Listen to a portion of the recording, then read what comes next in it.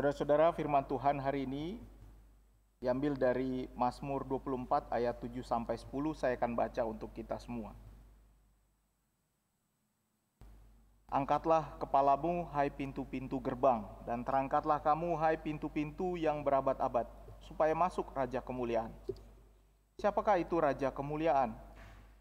Tuhan jaya dan perkasa, Tuhan perkasa dalam peperangan. Angkatlah kepalamu, hai pintu-pintu gerbang, dan terangkatlah kamu, hai pintu-pintu yang berabad-abad, supaya masuk Raja Kemuliaan. Siapakah dia itu, Raja Kemuliaan? Tuhan semesta alam, dialah Raja Kemuliaan. Demikianlah firman Tuhan. Shalom saudara-saudara, baik yang ada di gereja maupun juga yang ada di rumah, menjua-jua. Senang sekali bisa bertemu, paling tidak kami yang di gereja ini dan kita melalui ruang virtual ini. Nama saya Binsar Pakpahan, saya pendeta HKBP, dosen di Sekolah Tinggi Filsafat Teologi Jakarta, Wakil Ketua 4 bidang relasi publik, dan mengajar mata kuliah etika, filsafat, dan teologi publik. Kami tinggal di Kompleks STFT Jakarta di Jalan Proklamasi. Dan senang sekali karena sebenarnya GBKP adalah gereja yang cukup dekat juga di hati saya, karena banyak teman-teman saya dari GBKP, juga karena dari berbagai pelayanan termasuk juga di kantor Moderamen. Sebenarnya saya beberapa kali ikut juga dalam mempersiapkan terutama yang harusnya menjadi sidang sinode kita tahun ini harusnya dan menjadi tahun depan. Dan karena itu kami juga turut mengucapkan berbelasungkawa atas berpulangnya orang yang kita kasih bersama, Pendeta Agustinus Purba, Ketua Moderamen kita, dan juga satu adik kelas saya yaitu Pendeta Lina Tarigan. Dan hari ini firman Tuhan akan bicara mengenai bagaimana kita bisa bersiap menghadapi Raja yang akan datang. Saudara-saudara, hari ini kita masuk di dalam kalender gereja, dalam kalender liturgi, yaitu masa di mana kita memasuki Minggu Advent. Dan Minggu Advent, seperti kita lihat, kita sudah menyalakan lilin dan juga diwarnai dengan warna ungu. Minggu Advent ada 4, dan keempat-empatnya memberikan simbol yang berbeda, yaitu harapan, hope, damai, peace, joy, sukacita, dan kasih. Nah, hari Minggu ini, minggu pertama ini harusnya Minggu Advent yang membawa kita kepada sukacita dalam pengharapan. Saudara-saudara, karena saya mengajar filsafat, saya mau bicara dulu sedikit soal the philosophy of waiting. Bagaimana filosofi menunggu. Ini adalah suatu hal yang sering kita alami dalam hidup kita, menunggu kebaktian selesai, menunggu kebaktian dimulai, menunggu di pasar, menunggu transportasi umum, menunggu banyak hal. Nah, saudara-saudara, ada satu lukisan yang berjudul The Queue at the Fish Shop. Ini adalah karya Evelyn Mary Dunbar, dilukis tahun 1940. Ketika itu Inggris sedang Perang Dunia Kedua, dan ini adalah gambar yang cukup unik karena di tahun 40 Inggris sedang Perang Dunia Kedua, mereka tidak bisa makan ikan, gitu ya. Mereka tidak bisa makan daging karena daging dirasio, sehingga Inggris yang adalah negara kepulauan harus antri ikan untuk memenuhi kebutuhan protein mereka. Nah, dari lukisan ini seseorang yang menulis buku, boleh next, seorang yang bernama Peter Tuhi menulis buku yang berjudul Hold On, gitu ya. Sabar, tunggu dulu. The Life, Science, and Art of Waiting. Dan dari buku ini dia mengatakan ada 2 jenis orang yang menunggu. Kata dia, ada orang yang fokus kepada situasi menunggu, dan ada orang yang fokus pada pengalaman menunggu. Orang yang fokus pada situasi menunggu, biasanya ini sibuk melihat waktu. Karena dia fokus pada situasi itu, kapan saya bisa keluar dari situasi ini. Jadi dia fokus kepada saatnya dia keluar dari situasi itu. Sementara fokus kepada pengalaman menunggu lebih banyak fokus kepada bagaimana saya bisa menghabiskan waktu selagi menunggu. Gitu ya. Jadi ini dua pengalaman yang berbeda. Mungkin Bapak Ibu, saudara-saudara bisa lihat gambar ini yang sekarang ada di layar Ibu Bapak. Dari beberapa orang yang menunggu ini, yang paling depan itu ada dalam fokus kepada situasi menunggu, karena dia nomor satu. Dia antrian pertama, mungkin di dalam sedang beli ikan, lalu dia harus keluar. Nah, kita lihat berikutnya, boleh sebelumnya, kita lihat di gambar ini, ada seorang bapak yang berjaket panjang, yang kelihatannya tidak tahu mau menantikan apa. Dan ini adalah gambar seseorang yang fokus kepada situasi menunggu. Sementara kalau kita bisa lihat, yang lain ada yang berbicara, ada yang ngobrol, dan lain sebagainya. Nah, karena itu saya juga jadi teringat pada kita, orang-orang yang ada di sini, tipe orang-orang yang ada di ruang tunggu. Tipe orang-orang yang ada di ruang tunggu, Ibu Bapak.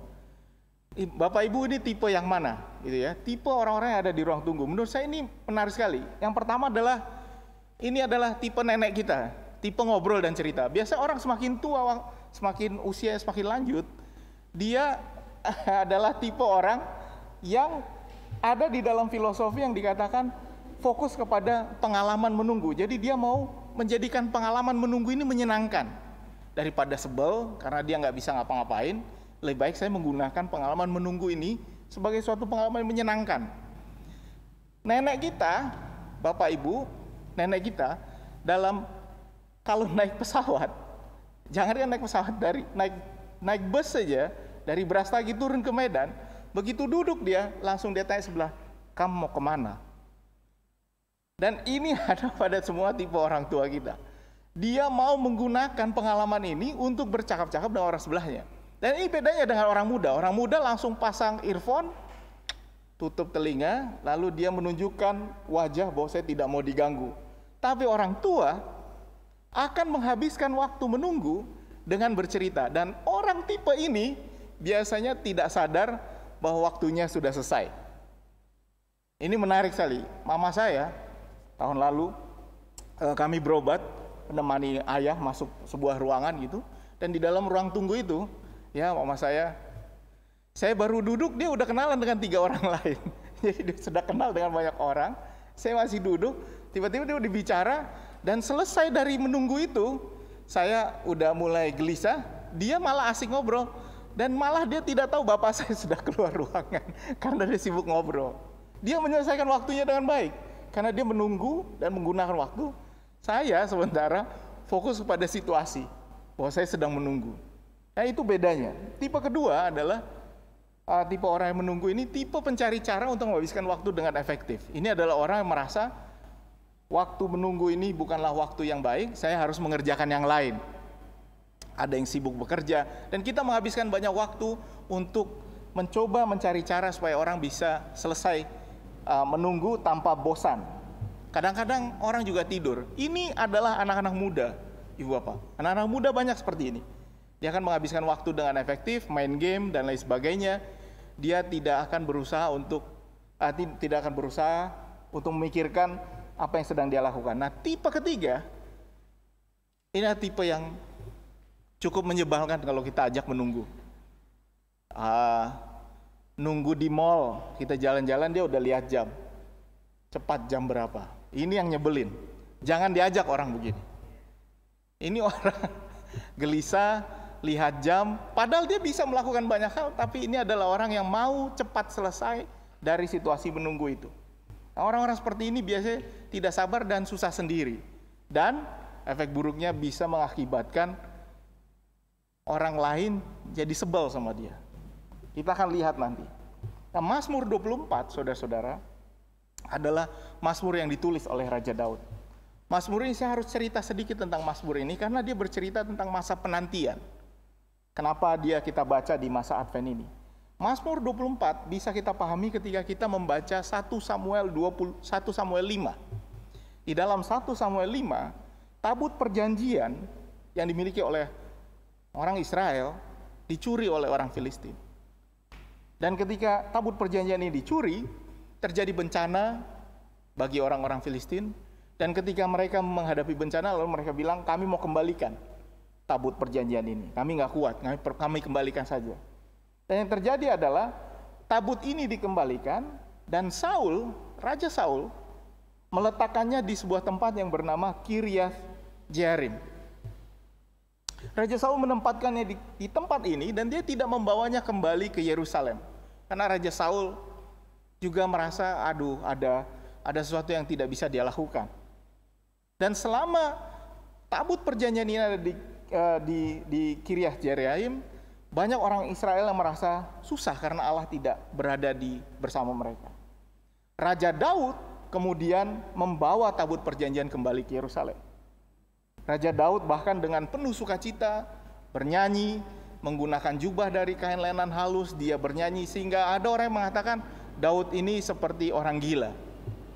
Dan kita harus memahami bahwa Mazmur 24 ini adalah bagian dari prosesi membawa tabut perjanjian itu kembali ke Yerusalem. Allah yang sudah lama berada di luar Yerusalem sekarang kembali ke tempatnya.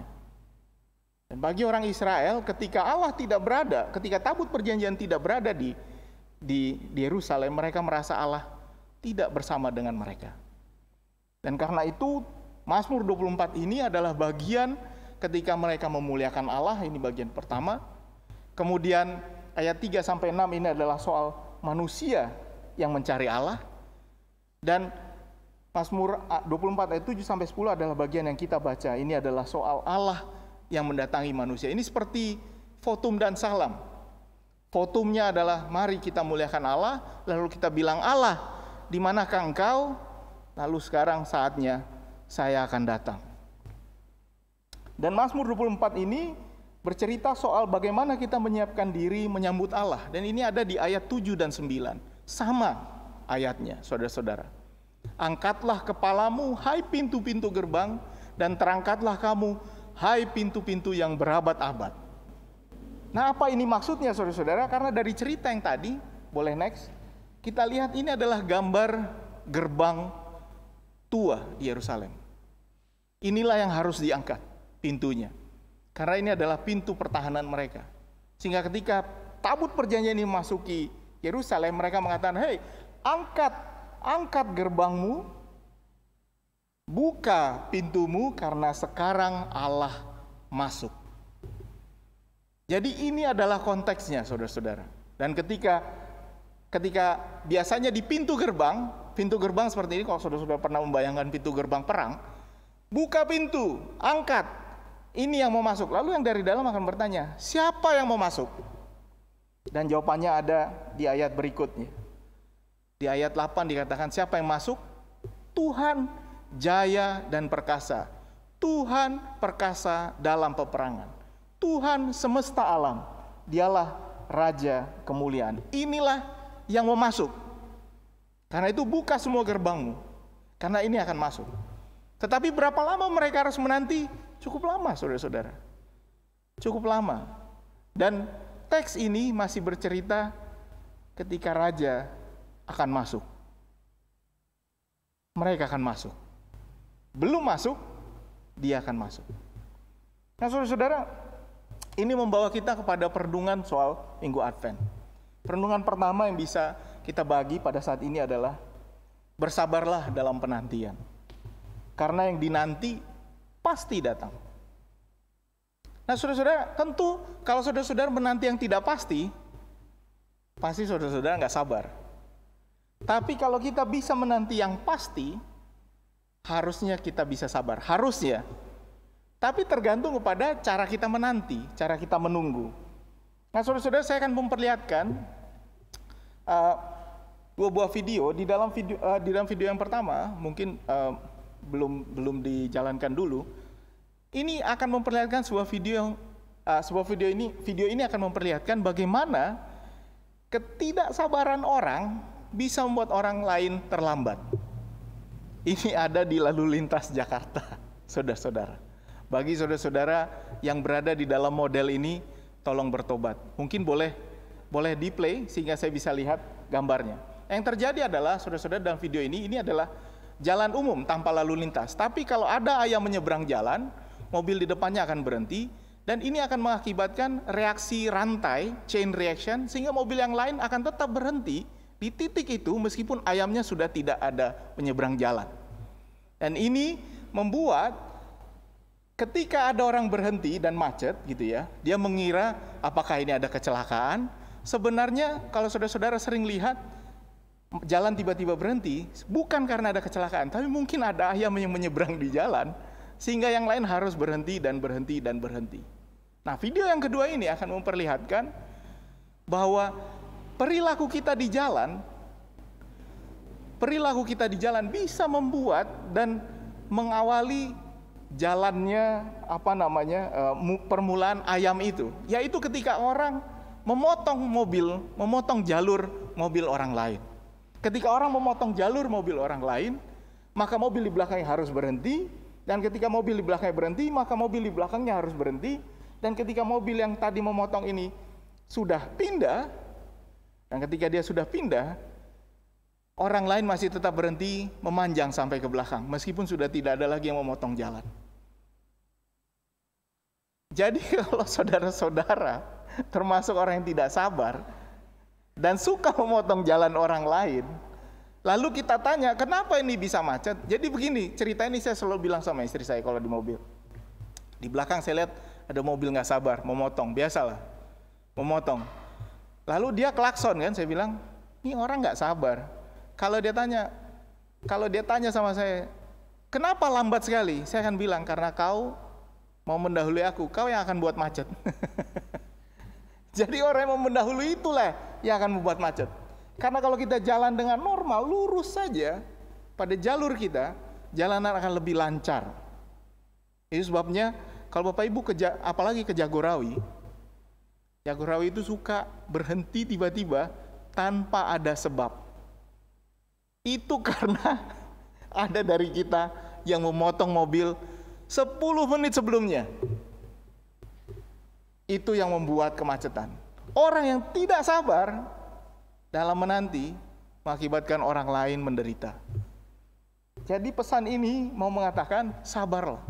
Nah, salah satu pihak yang tidak sabar di dalam gereja adalah kaum milenial. Milenial ini milenial yang lahir 80 sampai 95, saudara-saudara. Coba lihat. Ini adalah kaum-kaum yang tidak sabar. Pekerjaan pindah-pindah. Sudah 2 atau 3 pekerjaan biasanya kaum ini. Dia 2 tahun kerja, dia pindah. Apa yang dia tidak mau tunggu? Pertama, dia katanya tidak mau masak. Dia malas nunggu rendang. Masak rendang kan harus diputar. BPK lah Bapak Ibu. BPK lama nggak masaknya? Kalau bisa milenial sekarang karena ada GoFood, ya pesan aja. Makanya dia jarang sekali masak. Kalau masak pakai bumbu instan, sudah dirasanya memasak. Itu milenial sekarang. Dia tidak mau apa lagi? Dia tidak mau menunggu annual performance review.